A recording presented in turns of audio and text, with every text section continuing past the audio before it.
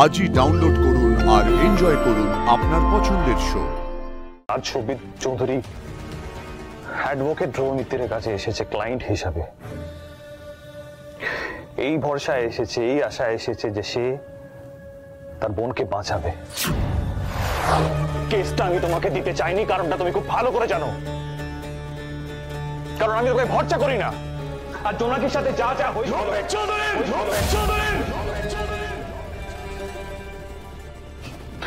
এত কিছুর পরেও আপনি আমার চেম্বারে আমার সামনে বসে আছেন। If I can be respectful, so can you. Don't even try to get into my personal space. Understand? Personal বলে সত্যিটাকে চাপা দেওয়া যায় না ধ্রুব মিত্র। লাস্ট 5 বছরে জোনাকির অপরাধীদের ধরতে পেরেছো? পেরেছো তাদের শাস্তি দিতে? কেন জোনাকিকে বাঁচাতে পারোনি তুমি?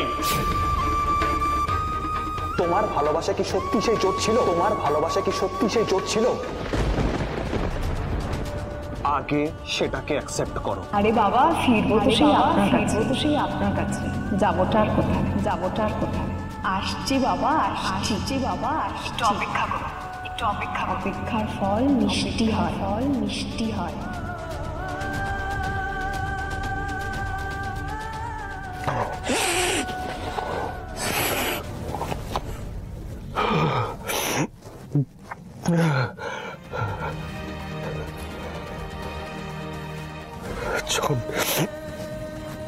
যখন ভরসা করেন না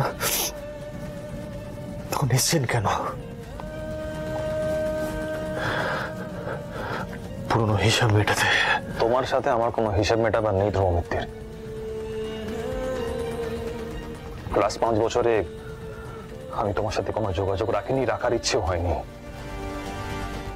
কিন্তু আজ শোভিত চৌধুরী অ্যাডভোকেট ধ্রুব মিত্রের কাছে এসেছে ক্লায়েন্ট হিসাবে।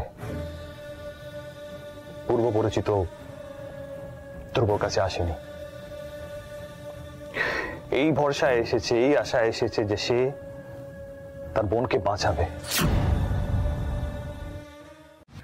মানুষ ধ্রুব মিত্রের কারোর ক্ষতি করতেই পারে, কিন্তু অ্যাডভোকেট ধ্রুব মিত্রের কোনো নিরপরাধের ক্ষতি হতে দিতে পারে না। এই ভরসাটুকু আমার আছে। জোনাকি একবার আমার হয়ে কেস লড়েছিল, কিন্তু শেষ সময় সাজা পাওয়ার হাত থেকে তুমি আমাকে বাঁচিয়েছিলে, মনে আছে? কোর্টের পরের হিয়ারিং এ যাতে ধ্রুব মিত্র সম্বিত চৌধুরীকে পুরোপুরি শাস্তি দেওয়াতে পারে, তার জন্য সব রকম ভাবে আমি চেষ্টা করে যাচ্ছি স্যার। এই ভিডিওটা থেকে সবই পরিষ্কার হয়ে যাচ্ছে যে কাকে ফাঁসানোর চেষ্টা করা হয়েছে।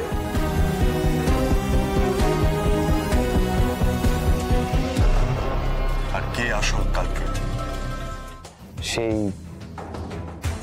সেই ভরসায় আমি আমার বোনের কেসটা তোমাকে দিতে চাই। দেখো, আমি কোনোদিনও সম্বিত চৌধুরী কোনোদিনও তোমার কাছে সাহায্য চাইবে না, কিন্তু একজন দাদা তার বোনের জন্য তোমার কাছে সাহায্য চাইছে। আমার বোনকে বের করে আনো। কোর্টরুমে ধ্রুব মিত্রের কোনো ব্যাগেজ ক্যারি করে না। আপনার বোনের বেলের ব্যবস্থা আমি করবই।